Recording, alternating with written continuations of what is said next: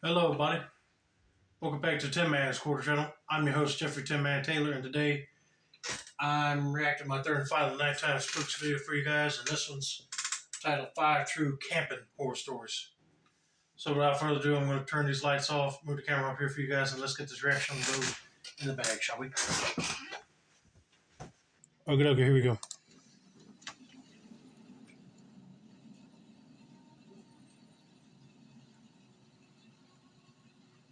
A couple of years ago, a group of friends and I planned a camping trip in Yellowstone Park. The four of us had been camping multiple times in national parks before, but never one the size of Yellowstone. Wow.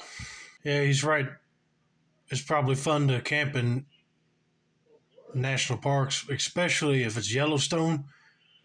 Oh my goodness, that place is humongous. These guys are lucky to go camp there, but let's just see what they experience, shall we?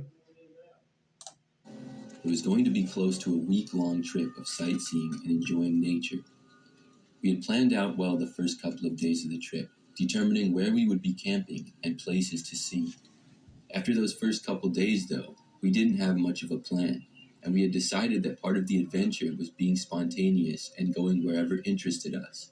I think that'd be more like me because if it was just something that we all planned together as a group, that's fine. But if we didn't know what to do, I'll be like, hey, I'm going to go this way. All right. If you need me, call me on my phone because you probably get lost from the group if you go different ways exploring a big park like this. The first part of the trip went well, as we saw a lot of popular tourist attractions and had fun hanging out at night around our campsite. Towards the end of the trip, however, we were looking for a campsite to camp for the night and had a hard time finding one. We were in the stage of our trip where nothing was planned. It was already dark out, late at night, and every campground in the nearby area that we visited was already full and didn't have any room for us. Eventually, we drove past an open lot area that had some scattered fire pits created with stones and looked like a good spot to camp at. The area wasn't online and didn't show up as a named campsite on Google Maps, but clearly people had camped there before. The area was empty, and we didn't see anyone, so we decided to set up camp there for the night. We had to set up the tent in the dark with flashlights. It was already late, so unlike the other nights of our trip, we didn't really hang out. We just got into the tent and fell asleep relatively quickly. I woke up in the middle of the night. My friends had shaken me awake and quietly whispered that something seemed off. Immediately, I understood what they were talking about, because from the woods surrounding our campsite, there was an odd number of bird sounds being made. It was still the middle of the night and not close to morning, so really, there should have been no birds making sounds. Yeah, that sounds so suspicious. Birds only come out during the morning. So they were awakened by someone or something, or someone's playing bird noises on like a microphone device. You just don't know. But that is crazy. Instead, there were multiple different types of bird sounds every couple minutes. As a group, we agreed quietly and without turning on any sort of light to exit our tent and check it out. We left the tent and ended up huddling right beside our car, which was right next to the tent, since we had used the headlights for setting up the tent earlier. As we waited for our eyes to adjust to the dark and notice if we could see anything, the bird sounds got closer, but then stopped altogether. At that point, we knew that those sounds were not normal, and that it had to be people communicating to each other as they had been coming from different directions of the woods. It only took a quick nonverbal look at each other to decide that getting in the car would be the smartest thing to do right now. After scrambling to get in and then turn on the engine and lights, what we saw at the edge of the woods line running towards us was horrifying. There were two men humans running towards us. I call them humans because I don't even know if they were men or women because of how dirty and feral looking they were. We drove out of there as fast as we could, seeing three more people on the opposite side of the wood line when our headlights illuminated over that way. We drove through the night all the way until we had made it out of Yellowstone Park, abandoning our tent since all of us had our important valuables that we needed already in the car. None of us can recall or determine what area of the park we were in, but it definitely wasn't anywhere near a populated campground.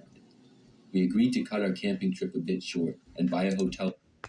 That would be scary to camp in the woods of a national park like Yellowstone and come across feral people. That is scary for sure. But that might have went missing and they lost it in the mine, you know. And here I was thinking it was probably somebody else playing an audio device for bird noises, but they were probably chirping like birds since they've been living out in the woods for so long and they know how they sound like, just to scare the crap out of them. But it seemed like they were about ready to kill them. Man, that just makes the nerves of my spine shoot up. I'll be scared to go camp in Yellowstone now because of that. For the last night. We didn't go camping together again for a very long time after that scary night in Yellowstone.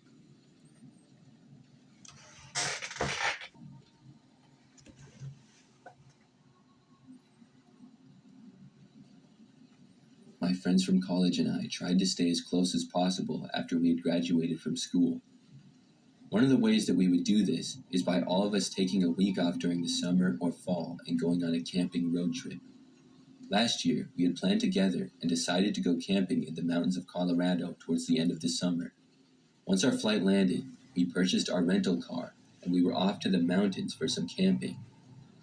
The second night that we were out there, we found a nice small camping area with individual lots. The lots were distanced from each other well enough to where it felt like our own individual campground, especially with all the trees surrounding us. We had picked a lot close to the small creek, which flowed nearby close to the highway, so that we could wash off after a long day of hiking. We set up our campsite while it was still light out that evening, so we wouldn't have to set anything up after dark. Once everything had been set up, we headed to a restaurant in the closest town for some dinner. We arrived back to the campsite after dark, and were surprised to see that our tent flap was open and stuff had been moved around outside. Oh, crap.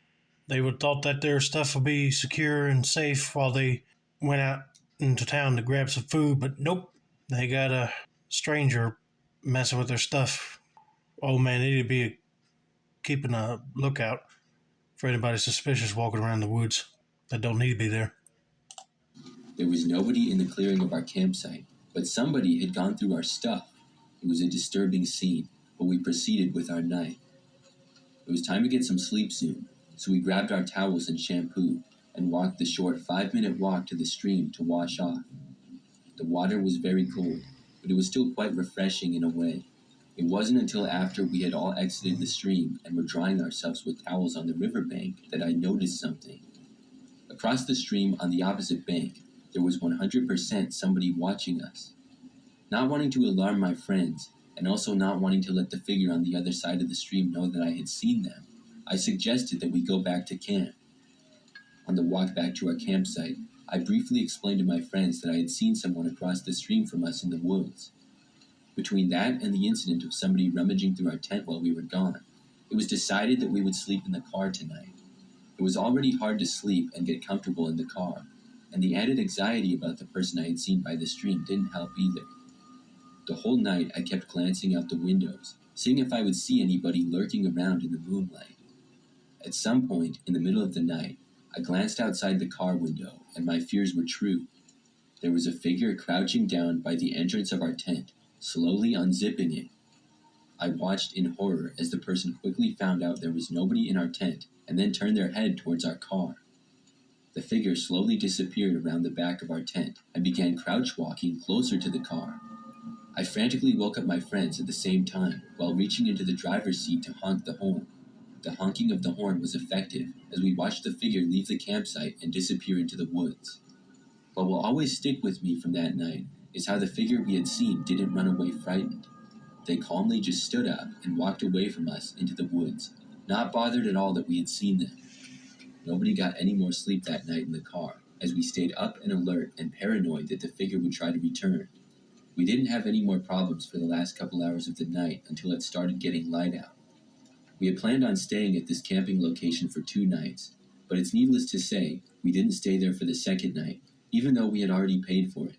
We continued the rest of our camping trip, moving to a different campsite. Thankfully, there was no more issues the rest of the trip, but that night will be vivid in my memory for a long time. It was probably some psycho out there that was probably planning on murdering some people and taking their belongings. But once that he saw that there was nobody in the tent, they were probably in the car, he'd go check it out. But it's creepy that he described that guy crouching right behind the tent and going from behind the tent to the car. It's so disturbing. It's like he don't want to be seen, but the guy saw him in the car. But it seemed like honking of the horn worked and scared him away. Makes you wonder, was that person on some sort of bad medication or what? After experiencing that, I'd be like, boys, I don't know about you, but we either need to pick a new camp spot or go get a motel for the night. Because that guy was still in the woods. I don't know if it'd be safe to stay there anymore. But thank God they got out of there all right.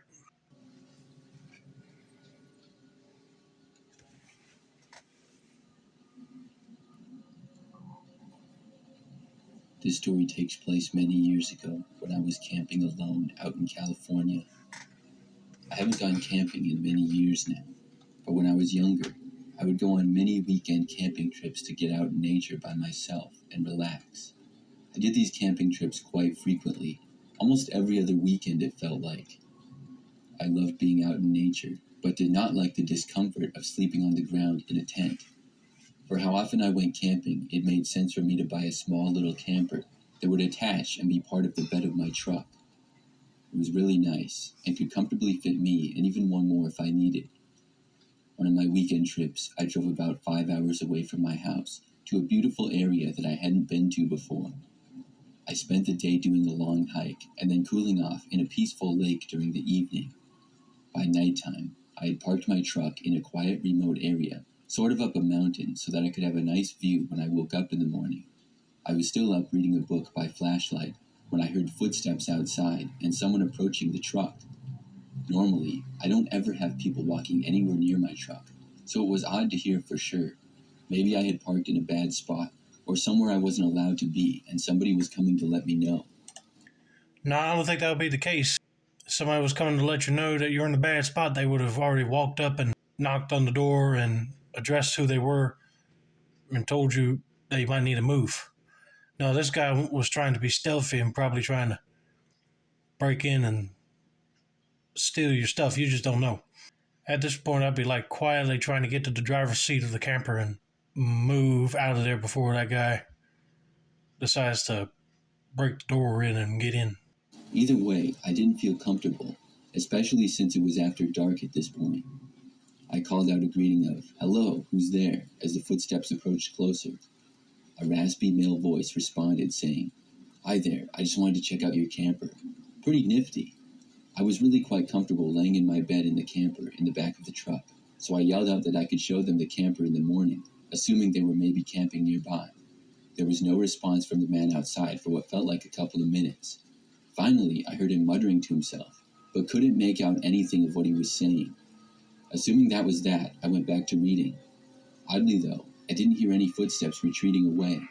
The man had to still be standing there. He was, and after a few moments I heard footsteps moving around my truck, but still not leaving. There was tiny little porthole-like windows on the side of my camper, which I kept covered with curtains at night. I looked outside, but couldn't see the man at all, and it sounded like he had walked to the front of my truck. Next thing I know, I heard some quiet thumps starting from the hood of my truck, and eventually getting closer to me. Whoever this person was had the audacity to climb onto my truck and crawl onto the roof of my truck towards the camper in the bed of it. I was a person who took very good care of my truck, and this guy was pissing me off to say the least. I shouted out, alerting the person that I had a firearm with me, and if they didn't get off my truck and leave, I was going to come out with my gun. I heard the man get off of my truck and walk away a bit, but I still didn't hear their footsteps fade away, as they would have if they had completely left. I got out of my camper with the firearm and my flashlight. Upon pointing the flashlight around, I saw the man crouching down near a bush about 40 feet away. As the flashlight illuminated him, he backed away farther into the darkness. I had had enough with whoever this person was at this point. I didn't know if it was somebody who had gone on drugs or somebody crazier, but I shouted to him to leave and not come back. I was already up at this point and was driving back home in the morning anyways, so I packed my stuff up and headed home early. Whether it be due to scary encounters such as I had with the person, or something animal related, I've always had my firearm with me when I went camping, and I'm thankful that I had it on me that night. Yeah, you should be thankful because if you didn't, that guy probably would have charged at you and attacked you when you got out of the camper. But luckily, he saw the firearm he decided to leave because he didn't want to get shot. I don't know what the guy was planning on doing either, but whatever it was, it didn't go according to plan for him. But I wouldn't blame the guy that owns the camper to pack up and leave early because I wouldn't want to stay there another night if that guy came back too. So he made the right call to skedaddle quick.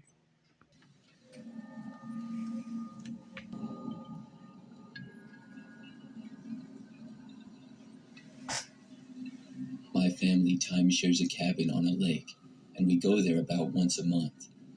We have a pretty large family, and oftentimes we invite up friends or significant others with us as well.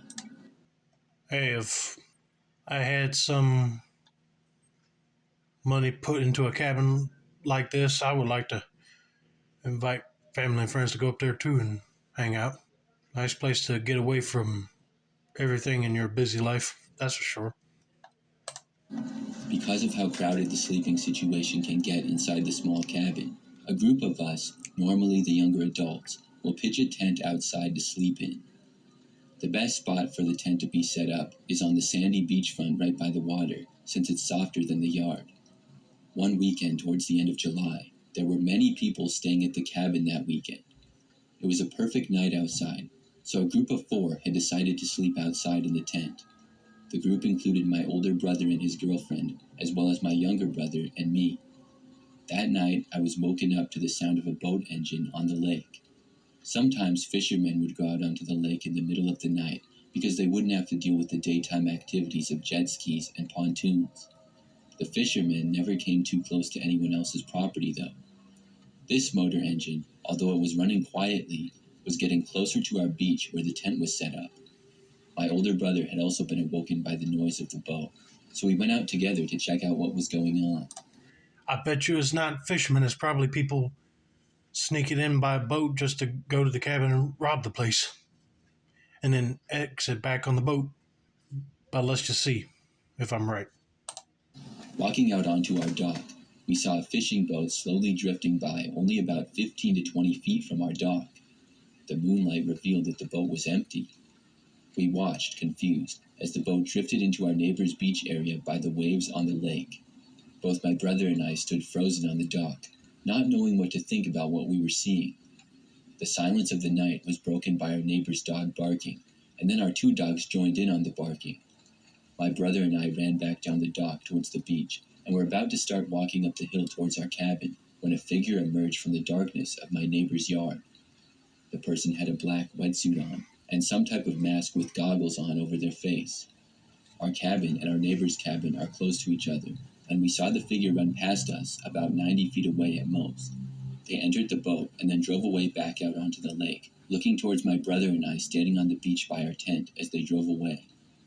We found out the next day that our neighbor's cabin had been broken into, but their dog scared the person away before anything happened or before anything was taken. It was an eerie experience, especially basically camping in the middle of all the action, seeing the empty boat and the figure escaping into the night. I don't think the person in the black wetsuit knew that we were camping out on the beach. Otherwise, I don't think they would have come so close with their boat. Our family still goes to that cabin fairly often, and hasn't seen the boat or the figure in the wetsuit anymore. But our parents use it as a scary story, exaggerating a bit, to spook people before they go out and sleep in the tent on the beach. That would be scary to experience for sure. You'd be thinking, are they going to your cabin? But nope, they're going to the neighbors. Luckily, they had a dog that scared them away so they wouldn't take nothing, but thank God they did not notice them boys in the tent and ran over to them to rob them. Hopefully, they don't have no more experiences like that again. All right, let's get to the final story.